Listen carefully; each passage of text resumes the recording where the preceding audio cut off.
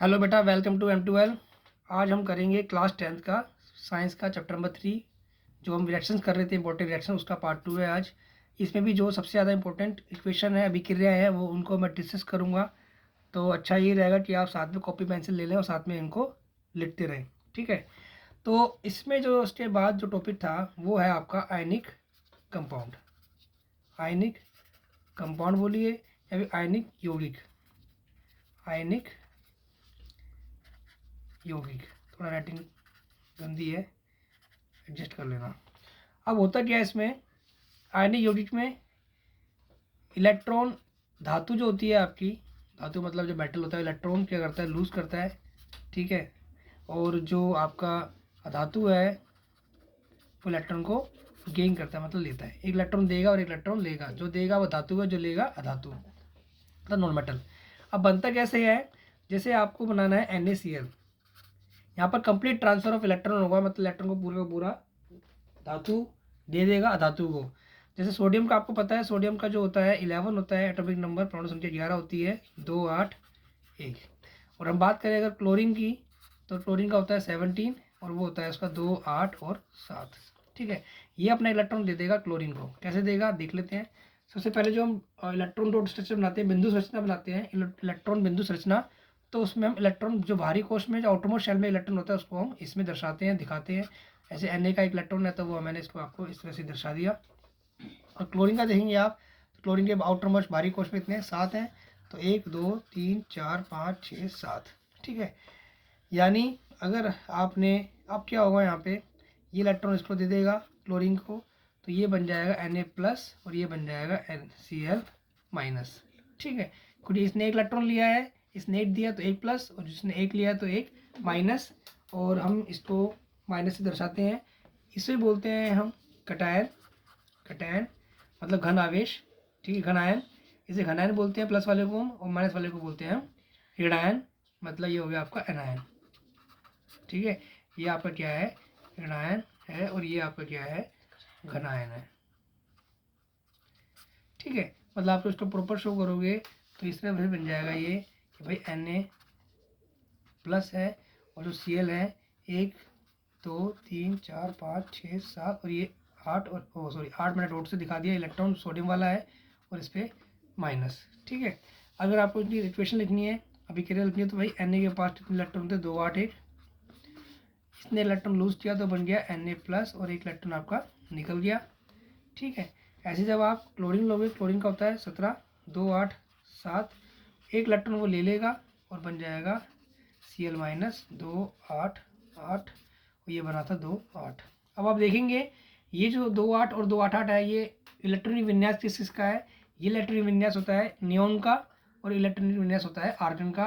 तो मतलब कहने का मतलब, जो धातु है, धातु इलेक्ट्रॉन लेती है, देती हैं, ठीक है, इलेक्ट्रॉन लूज गेन करेंगी, तो किसको, कौन सा वो इलेक्ट्रॉनिक विन्यास प्राप्त करेंगी, कौन सा इलेक्ट्रॉनिक कॉन्फ़िगरेशन प्राप्त कर लेंगी, वो लेंगी आपका नोबल गैस। नोबल गैस मतलब जो अभी अक्रिय गैस होती हैं आपकी 18वें समूह, 18वें ग्रुप की, ठीक है। कौन सी, ये वाली जो आपको बताया आपको, हीलियम नियॉन आर्गन, ठीक है। इन्हीं का विन्यास वो प्राप्त करती हैं, इलेक्ट्रॉनिक कॉन्फ़िगरेशन को वो प्राप्त कर लेती हैं, ताकि उनका ऑक्टेट पूरा कंप्लीट हो जाए, ठीक है। उसके बाद आपको एक मैग्नीशियम MgCl2 को दिया हुआ है, वो आपको खुद ट्राई करना है और बना के दिखाना है। अगर नहीं आएगा तो कमेंट बॉक्स में आप डाल सकते हैं इसको। उसके बाद है आपका जो रिएक्शंस हैं, अभिक्रिया हैं, वो आपकी इसमें है एनरिचमेंट ऑफ और H2 का संवर्धीकरण, जिसमें सबसे पहले टॉपिक है आपका सक्रियता श्रेणी में नीचे आने वाली धातु का निष्कर्षण। जो सक्रियता श्रेणी है आपकी, एक्टिविटी सीरीज है, जो से मेटल्स, जो धातुएं हैं जो नीचे है, आपको ध्यान दिला दूँ, जो एक्टिविटी सीरीज है वो आपकी एक धातुओं के अभिक्रियाशील होने की एक पूरी लिस्ट बना रखी है, पूरी एक श्रेणी है। उसके अकॉर्डिंग हमने धातुओं को लगा रखा है। तो उसमें सबसे नीचे जो आती है, जो कम अभिक्रियाशील होती है, उनको हम कैसे निकालेंगे, निष्कर्षण करनी है उनका, कैसे उनको एक्टिव सीरीज में निकालेंगे, तो हम देख लेते हैं फटाफट से, स्टार्ट करेंगे। तो इसमें आता है आपका कॉपर, ठीक है, और एक आता है आपका मरकरी Hg, ठीक है। तो यहाँ पे मैंने और दिया हुआ है, और तो और क्या होता है, जिसमें आप प्रॉफिटेबली किसी धातु को निकालते हैं, मतलब किसी धातु को आप निकालेंगे तो कैसे निकालेंगे देख लेते हैं। अभी पहले हम इसका यूज़ करते हैं अयस्क। अयस्क कॉपर का और इसका मरकरी का। तो Hg है ये मरकरी का जो होता है, जो एस होता है वो HGS होता है, ठीक है। मरकरी मरकरी सल्फाइड, ठीक है। इसको बोलते हैं हम सिनेबार, इसको हम क्या बोलते हैं, सिनेबार। और ये कॉपर का भी है हमारे पास, कॉपर सल्फाइड, वो होता है आपका कॉपर सल्फाइड, ठीक है। सल्फर नीचे पीछे आ जाता है तो कॉपर सल्फाइड बन जाता है। अब हम इसे निकालते कैसे कैसे करते हैं। सबसे पहले हमारा मेन मोटिव होता है, मकसद होता है कि इन ओर्स को कन्वर्ट करना किसमें, इनके ऑक्साइड में। इनके ऑक्साइड में आपको कन्वर्ट करना है, ठीक है। जिसके लिए आप इसको क्या करोगे, गर्म करोगे। पहले आप, मैं मरकरी ले रहा हूँ, Hg लिया आपने, ठीक है। जब HGS मरकरी को, सिनेबार को, आप इसके आयस को, मरकरी का आयस का है, जब आप इसे गर्म करेंगे ऑक्सीजन की उपस्थिति में, in the presence of oxygen, और हाई हीट कर दोगे जब आप इसको, तो क्या बन जाएगा, HgO, ठीक है। ये बन गया आपका मर्क्यूरिक ऑक्साइड, और साथ में निकलेगा आपका सल्फर डाइऑक्साइड, ठीक है। फिर क्या करेंगे आप, इसको जब दोबारा गर्म करोगे, आप इसको जब दोबारा आपने गर्म किया, हीपन तापमान दिया, तो इसमें से मरकरी आपका अलग हो जाएगा और ऑक्सीजन आपका अलग हो जाएगा, ठीक है। टूट जाएगा दो में। इस तरह से आप इस मरकरी के अयस्क से, मरकरी के और से आप मरकरी को निकाल सकते हैं, ठीक है। क्योंकि ये आपका क्या है, एक मेटल है जो लो एक्टिविटी सीरीज में नीचे की तरफ आता है, नीचे आता है। अगर बात करूँ मैं कॉपर की, तो कॉपर का भी सेम सीन है। कॉपर की रिएक्शन आप क्या करते हो, ऑक्सीजन से करोगे और आपका बन जाएगा कॉपर ऑक्साइड, ठीक है। कॉपर ऑक्साइड बन गया, प्लस SO2 बन निकल जाएगा बाहर गैस। फिर ये जो है आपने ये CO2 वो लिया, जो आपका कॉपर ऑक्साइड बना है, ये लिया आपने, और क्या लेंगे साथ में आप, फिर दोबारा से आप और ले लेंगे CO2O, CO2S, ओ सॉरी, कॉपर सल्फाइड।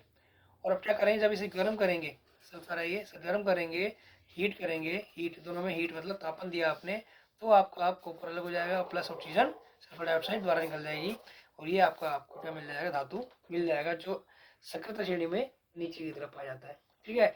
तो मेन आपको समझ में आ गया होगा, जो आपके धातुएं होती हैं जिन्हें हम निकालेंगे, तो क्या करना पड़ेगा आपको, उनको आपको कन्वर्ट किसमें करना है, किसमें बदलना है आपको, उनके ऑक्साइड में। सबसे पहले करना ऑक्साइड में करना है, फिर आप उन्हें दोबारा गर्म कर देंगे, तो इजीली, क्योंकि वो रिएक्टिविटी ज़्यादा नहीं है, ऑक्सीजन को ज़्यादा टाइम पकड़े नहीं रख सकते, और वो छोड़ देंगे उसको, और अब उनके अलग अलग धातु में हम निकाल सकते हैं इस तरह से।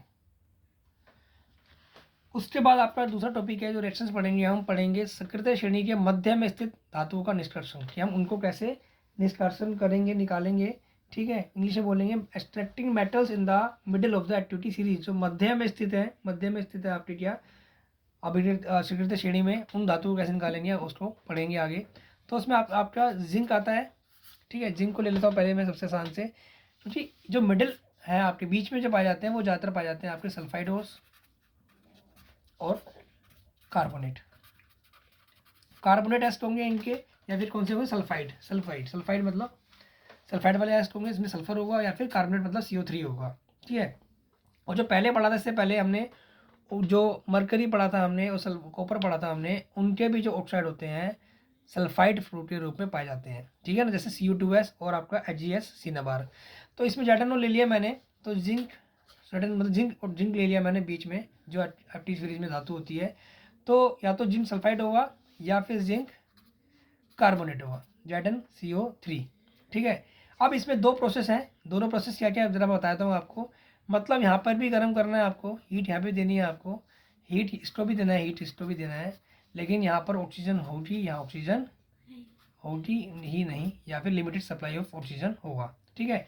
जिंक सल्फाइड लिया आपने, या आपने जिंक कार्बोनेट लिया, दो एस के आपके पास जिंक के, आप जिंक इससे भी निकाल सकते हो, जिंक इससे भी निकाल सकते हो, ये धातु निकालनी है आपको, जिंक निकालना है, तो आप गर्म करेंगे जिंक सल्फाइड को in the presence of oxygen की उपस्थिति में गर्म करेंगे, और यहाँ पे जिंक कार्बोनेट को ऑक्सीजन की अनुपस्थिति या फिर लिमिटेड सप्लाई होगी उसमें आप इसको गर्म करेंगे, तो ये बन जाएगा आपका ZnO, ठीक है, प्लस SO2। मैंने रिएक्शन बैलेंस ना पीछे किए बेटा, ना मैं अभी कर रहा हूँ, समझा रहा हूँ बस, मैं बैलेंस आप कर लेना, कि भाई जिंक ऑक्साइड बन जाएगा in the presence of oxygen, और सल्फर डाइऑक्साइड बन जाएगी, ये बन गया आपका धातु ऑक्साइड, ठीक है, जिंक ऑक्साइड। ऐसे जब इसे गर्म करोगे आप, तो ZnO बनेगा, साथ में निकलेगा CO2 गैस, वो आपका बाहर निकल जाएगी, ठीक है। दोनों का मकसद क्या है, जिंक ऑक्साइड को, धातु ऑक्साइड को बनाना, ठीक है। दोनों का मकसद यही है, ZnO को बनाना। इस प्रोसेस को बोलते हैं हम रोस्टिंग, इसको बोलते हैं हम रोस्टिंग, मतलब भर्जन, हिंदी में बोलते हैं इसको भर्जन। और जो ये प्रोसेस है इसको बोलते हैं हम निस्तापन। निस्तापन बोलते हैं, मतलब कैल्शिनेशन। ये कैल्शिनेशन है आपका। ठीक है, तो दोनों का आपको डिफरेंस समझ में आ गया होगा और पता लग गया होगा ये दोनों प्रोसेस दोनों अलग अलग हैं। ये सल्फाइड और के लिए है रोस्टिंग वर्जन, और ये कार्बोनेट के आयस के लिए है। उसके बाद जो आप जब ये आपका बन जाता है ऑक्साइड, दोनों में ऑक्साइड बन गया है, फिर आप क्या करते हैं, जिंक ऑक्साइड की रिएक्शन कभी क्या करते थे कार्बन से, और आप इसे हीट कर देते हैं, मतलब गर्म कर देते हैं। तो कार्बन क्या करता है, ऑक्सीजन को ले लेता है, ठीक है, और जिंक अकेला अलग निकल जाता है। ठीक है, दोनों ही केस में यही विक्रिया होगी, दोनों जेडनो को लेना है बस, ये तो गैस उड़ जाएगी। हमें मेन काम जिंक से, और हमें क्या निकालना है, जिंक निकालना है। तो हम किससे विक्रिया करेंगे, कार्बन से करेंगे। ठीक है, और कार्बन क्या करता है, जिंक ऑक्साइड का कर देता है, अपचयित कर देता है इसको। अपचयित अपचयन मतलब आपका ये अपचयन करा देता है किसका, जिंक का। ठीक है, मतलब इसे बोलते हैं हम रिडक्शन। रिडक्शन करा दे, रिडक्शन कर दिया आपने, रिडक्शन का मतलब है ऑक्सीजन छीन ली इससे, और ऑक्सीजन किसके पास गई, कार्बन के पास। कार्बन का हो गया उपचयन और जिंक ऑक्साइड का हो गया अपचयन। ठीक है, आपको समझ में आ गया होगा। उसके बाद जो सबसे ज़्यादा विक्रिया, जो सबसे ज़्यादा इंपॉर्टेंट रिएक्शन है इसके अंदर, उस पर चलते हैं फटाफट से। उसके बाद आपको बता दूं मैं, जो आपने कार्बन का यूज़ किया था अपचायक के रूप में, ये अपचायक कर रहा था, ठीक है, रिड्यूसिंग एजेंट था ये। तो इसको हम जो रिएक्शन मैंने करके दिखाई थी आपको, जिंक ऑक्साइड प्लस कार्बन वाली, तो आपका जिंक प्लस कार्बन मोनोऑक्साइड बना था, कार्बन मोनोऑक्साइड। तो इसके अलावा कार्बन क्या कर रहे हैं यहाँ पे, अपचयित कर रहा है किसको, जिंक ऑक्साइड को। ठीक है, और इसको हम विस्थापन अभी कर रहे हैं, मतलब डिस्प्लेसमेंट भी बोल सकते हैं कि भाई कार्बन ने डिस्प्लेस करके ऑक्सीजन को ले लिया। ठीक है, इसे विस्थापन अभिक्रिया भी कह सकते हैं इसको हम।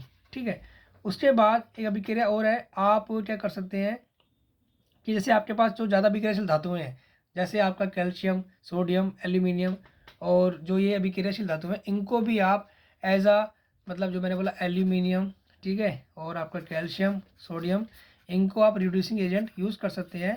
रिड्यूसिंग एजेंट मतलब आपका अपचायक के रूप में। ठीक है, जैसे आपने एक रिएक्शन बहुत इंपॉर्टेंट है, सोल्व करने के लिए आ सकती है, मैग्नीज ऑक्साइड। ये मैग्नीज ऑक्साइड है, इसमें अगर आपने एल्यूमिनियम डालोगे तो आपका क्या हो जाएगा, मैग्नीज निकलेगा प्लस एल्यूमिनियम ऑक्साइड। अब ये क्या हुआ है, यहाँ पर भी विस्थापन हुआ है, मतलब ये आपकी डिस्प्लेसमेंट रिएक्शन है। और एल्यूमिनियम ने क्या किया, एक एल्यूमिनियम अपचायक का काम किया, उसने इससे ऑक्सीजन छीन लिया और अपना उसने एल्यूमिनियम ऑक्साइड बना लिया, और ये आपको मैग्नीज धातु मिल जाएगी। ठीक है, अब आपको पता चल जाएगा भाई, जिसके पास ऑक्सीजन थी, जैसे ऑक्सीजन इसके पास थी, छीन ली गई तो इसका हो गया अपचयन, इसने ऑक्सीजन ले ली इसके पास आ गया तो इसका हो गया उपचयन, मतलब इसका हुआ है ऑक्सीडेशन, इसका हुआ है रिडक्शन। उसके बाद बहुत इंपॉर्टेंट रिएक्शन है आपकी थर्मिट रिएक्शन। थर्मिट रिएक्शन जो पेपर में आती ही आती है। कहने का मतलब है कि मतलब ये हो गया कि जब ये रिएक्शन होती है, इसमें बहुत ज़्यादा, इन डिस्प्लेसमेंट रिएक्शनों में क्या होता है, बहुत ज़्यादा हीट रिलीज होती है। मतलब जो रिएक्शंस होती हैं ये एक्सोथर्मिक होती हैं। ठीक है, ऊष्माक्षेपी। ठीक है, इतनी हीट निकलती है कि वो जो धातु निकलती है उसको गलित अवस्था में वो निकलती है, मोल्टन स्टेट में निकलती है। ठीक है, इसलिए इस रिएक्शन का यूज़ किया जाता है रेलवे ट्रैक को जोड़ने में। ठीक है, और या मशीन जो होते हैं, मशीन के पार्ट्स होते हैं, उनको जोड़ने काम भी आता है। ठीक, होती क्या रिएक्शन ये, जैसे आपने आयरन ऑक्साइड की रिएक्शन, ठीक है, आपने इसकी रिएक्शन करी एल्यूमिनियम से। अब जो रिएक्शन ये बहुत ज़्यादा एक्सोथर्मिक रिएक्शन है, उसमें क्षेपी अभिक्रिया है ये। इसमें से जो आयरन है जो निकलेगा वो निकलेगा गलित अवस्था में। ठीक है, गलित मोल्टन स्टेट में निकलेगा, और उसको आप रेलवे ट्रैक जोड़ने का काम कर सकते हैं। ठीक है, तो ये देखिए, इससे हम क्या कर रहे हैं, आयरन से क्या कर रहे थे, हम रेलवे ट्रैक जोड़ रहे हैं, और तापमान बहुत ज़्यादा हो जाता है जब उष्मा निकलती है, मतलब आपकी हीट निकलेगी, तो इसलिए हम रिएक्शन को क्या बोलते हैं, थर्मिट रिएक्शन। आई होप आपको समझ में आ गया होगा, ये मैंने बैलेंस नहीं की है। और साथ में इसमें हीट मतलब ऊष्मा भी निकलेगी, जो हीट है आपकी वो भी निकलेगी, मतलब आप उसको ऊष्मा बोल सकते हो। और उस ऊष्मा से क्या होगा, आपका जो आयरन है वो गलित अवस्था में मोल्टन स्टेट में मिलेगा आपको। ठीक है, रिएक्शन खत्म हो गई हैं, आई होप आपको समझ में आ गया होगा, और चैप्टर भी खत्म हो गया है। मेन जो रिएक्शन थी मैंने आपको बता दी हैं। आप इस तरह से इनको कॉपी पेन के साथ लिखते रहें साथ साथ, और आपको याद हो जाएगा। ठीक है, ऑल द बेस्ट।